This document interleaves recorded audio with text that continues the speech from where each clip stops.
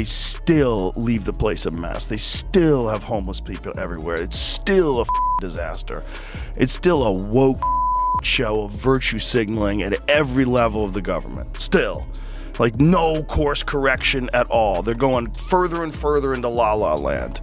And you're like, Jesus Christ, you guys. And so then a place like Austin becomes attractive. Let me tell you what the real problem, I didn't realize it till I left. What? That everybody's too busy tapping themselves on the back.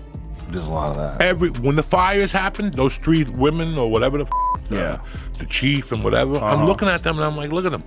Yeah. They all got gel in their hair. They all got a tattoo on their neck. God forbid they can't be cool for just 1 minute. God forbid. And that's the problem you have out there. The clash between Joe Rogan and Gavin Newsom shows no sign of cooling down anytime soon. Rogan, the popular podcaster and sharp-tongued comedian, argues that Newsom is steering California toward disaster and insists action is needed before the situation spirals further. During a fiery moment on his show, Rogan tore into Newsom for the growing disorder across the state and even dismissed the governor's rumored presidential ambitions. Hit that subscribe button and let's jump right in. You know what, it's also, there's places that sort of rest on their laurels too much. And whenever that happens, it's easy for another place to rise up that offers something more interesting. So like Los Angeles was always Los Angeles. And like when Gavin Newsom talks about California, it's like, you know, I'm very big on California, very bullish on California. California has all this industry. Hey, fucko. They're all thinking about moving. Thank God. The only reason why they don't move is because it's too difficult to move.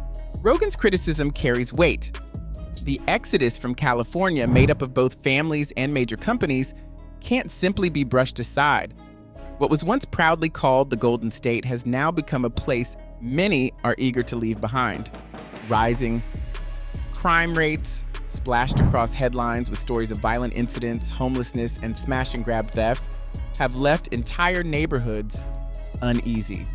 Add to that the crushing weight of steep taxes, where hardworking people see more taken out than returned, and you have a recipe for frustration.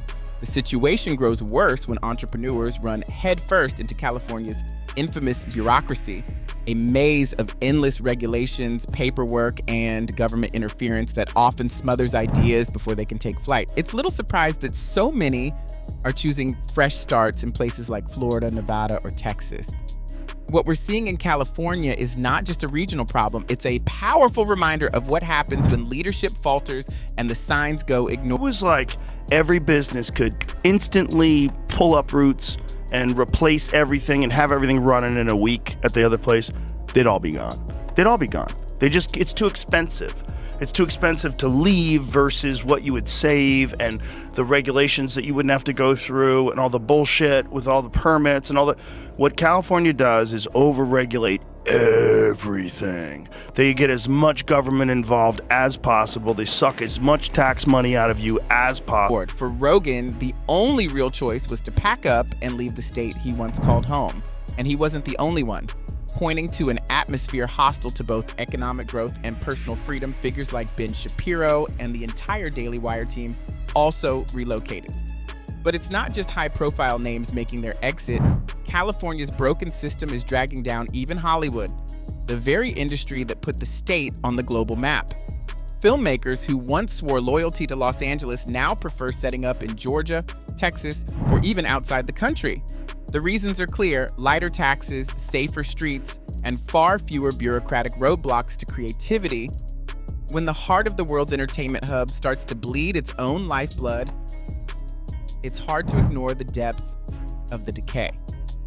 No matter how much California's leaders try to polish the state's image, the mass departure of businesses and talent tells the real story. Still leave the place a mess. They still have homeless people everywhere. It's still a fucking disaster. It's still a woke shit show of virtue signaling at every level of the government. Still. Like no course correction at all. They're going further and further into la-la land. And you're like, Jesus Christ, you guys. And so then a place like Austin. Rogan hasn't held back when it comes to criticizing Gavin Newsom, especially over California's obsession with what he sees as woke policies.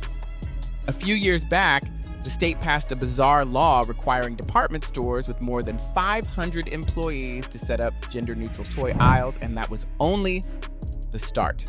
Lawmakers also pushed a measure that would have let minors conceal plans to transition from their own parents, cutting families out of life-changing decisions altogether. These aren't isolated cases. They fit into a much larger pattern where the government insists on controlling daily life and ideology takes priority over practical judgment. For many who live there, it feels less like freedom and more like being socially engineered. It's no surprise then that families and businesses alike are leaving what was once called the Golden State for places where leaders focus on opportunity, safety, and growth instead of passing rules that alienate the very people they govern. People are very reasonable. And Austin, the best thing about Austin is it's a blue city in a red state. So it's like balanced. Like this is a saying they have out here, keep Austin weird and surrounded. So Austin is surrounded by rednecks with guns, and like it keeps the tone more medium. Like the Austin liberals, they're much more just left of center people, like we are. You know what I mean? Austin offers a fascinating contrast to California. Yes, the city leans liberal, that much is obvious, but here's the key difference. Austin hasn't embraced the extreme sweeping policies that have dragged California into decline. Instead, it balances progressive values with a sense of practicality. Lawmakers there aren't driving out businesses with punishing taxes or endless red tape, nor are they forcing residents into bizarre social experiments. What Austin has become is a thriving hub for culture, creativity, and technology. Entrepreneurs, innovators, and artists, many of whom once called California home, now see Austin as the place to be. It's progressive without being excessive, liberal without being suffocating. That balance is precisely why Austin flourishes, while California struggles with an exodus of businesses and residents. In short, Austin proves that you can uphold liberal principles without dismantling your state through the kind of ideological overreach that has made Gavin Newsom's California infamous. Yeah, with the real problem, I didn't realize it till I fucking left. What? That everybody's too busy tapping themselves on the back. There's a lot of that. When the fires happened, those 3 women or whatever the fuck, Yeah. The chief and whatever, I'm looking at them and I'm like, look at them. Yeah. They all got gel in their hair. They all got a tattoo on their neck. God forbid they can't be cool for just 1 fucking minute. God forbid. And that's the problem you have. Comedian Joey Diaz didn't mince words when he went after Los Angeles Mayor Karen Bass and Governor Gavin Newsom for their disastrous handling of the Palisades fires. True to form, Diaz cut through the pretense, blasting California's so-called leaders for caring more about polishing their public image than protecting the people they're supposed to serve. He argued that while houses were burning and families were scrambling for safety, Newsom and Bass were busy staging press conferences and posing for cameras instead of tackling the crisis head-on. To Diaz, it was just another clear example of California's leadership valuing appearances over real action. His tirade struck a nerve with countless residents who feel ignored and betrayed by politicians who preach compassion but fail to deliver when disaster strikes. For Diaz, this wasn't just comedy. It was a blunt reminder of how badly leadership can fail when it matters most. My idea, and it's great, and it's going to work. It's not working. You're right. But you're too stupid to I say, you know what? This ain't working. Their egos are so big, they don't have the heart to go, this ain't working. You're right. You're absolutely right. But I don't think it's entirely their fault. It is their fault, but the culture rewards that kind of behavior.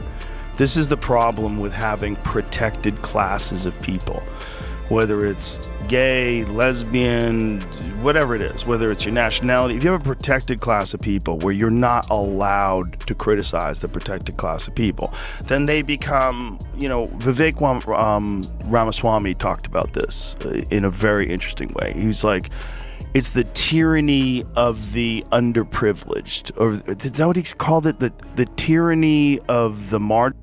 When it comes to California's homelessness crisis, Gavin Newsom has done exactly what critics accuse him of, turning it into a permanent condition rather than solving it.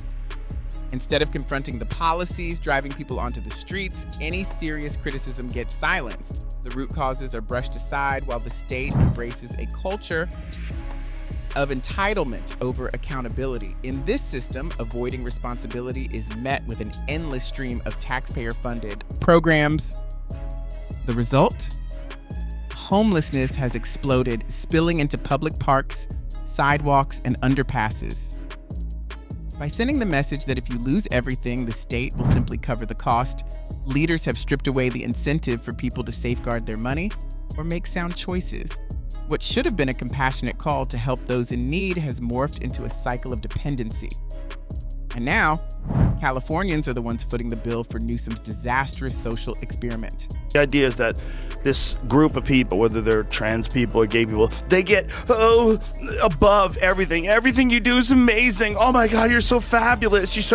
Because no one wants to be thought of as homophobic or transphobic. So you pretend that everything they do is incredible. And so you're going to be the best firefighter ever. Like, can you carry a burning man out of a building? Girl, you don't have to. If he was in that building, he shouldn't have been in that building in the first place. If I have to carry him out, we got other problems. That literal firefighter said that in response to, could she carry her husband out? One of the most essential skills in firefighting is the ability to lift and carry a weak or unconscious person out of danger, a responsibility that can't be overlooked. In an emergency, victims don't magically become lighter, and fires don't wait for ideal conditions. This isn't meant as criticism of women in the profession or of anyone aspiring to serve, but as a clear reality. When lives are at stake, strength matters. Firefighting demands more than courage alone. Rescuing a full-grown adult often means hauling them across collapsing structures through thick smoke and flames, all while wearing heavy protective gear. That requires raw physical power combined with skill. Lowering standards for the sake of appearances or political correctness ignores the truth that every second counts when lives hang in the balance. In the end, what defines a firefighter's ability to protect the public is not how they look or whether they meet a quota. It's whether they have the strength, training, and determination to get people out alive. Be a firefighter. You shouldn't be a firefighter if you can't carry someone out of a building. If you can't run up a flight of stairs because you're 260 pounds and 5'7" and a woman. No, you shouldn't be a firefighter. You should have to be in like really good shape to be now, if you're some fucking CrossFit game lady who's some beast, I'm like, yeah, that lady could be a firefighter. The Democratic National Committee has practically mastered the practice of elevating people to positions they are clearly unqualified to hold, all in the name of advancing woke DEI agendas. Instead of prioritizing competence, they promote individuals as symbols, checking boxes while the public bears the consequences. The results are plain to see. Doctors more concerned with political correctness than prescribing life-saving treatments. Pilots who look good in glossy recruitment ads, yet may be unprepared for life or death emergencies. Politicians armed with scripted talking points who crumble when faced with real problems. It's a culture where image outweighs ability and ideology is valued more than facts. While the DNC celebrates its version of inclusivity, everyday Americans are left with leaders and professionals who struggle to meet the demands of the very roles they were given. Guys, like if you're a guy and you're fucking scrawny and you never work out and all you do is smoke cigarettes, maybe you shouldn't be a firefighter. You know, maybe you can't get up that fucking flight of stairs either. It should be like, it's a physical job where you're rescuing people. You have to be able to physically carry people. You have to rescue them. Firefighters, when I was a kid, were the fucking big, brutal men. Beast. Kicking down doors. Fucking houses. They looked like former football players. There was this guy I used to play pool with, Ray the Fireman, because everybody in the pool hall, I was Joe the Comedian. Everybody had a nickname based on what you did. Ray the Fireman was a fucking house. He was just this big fucking, like, big Irish guy. This principle becomes even more urgent when we look at professions where even the smallest mistake can mean catastrophe. At the end of the day, no matter your gender, race, or background, the requirement remains the same. You must have the skills, training, and expertise to handle the job. A surgeon, for instance, doesn't get a second chance. One slip in the operating room can cost a patient their life.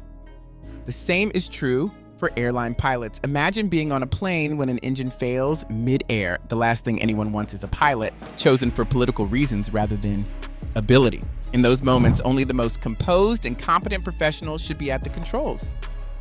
This standard extends across critical fields, Nuclear engineers work in facilities where a single error could devastate entire regions. Military leaders make split-second decisions that can determine victory or defeat, survival or loss. In these arenas, excellence isn't optional, it's survival. Lowering standards to satisfy quotas or virtue signaling doesn't just undermine these professions, it actively endangers innocent lives.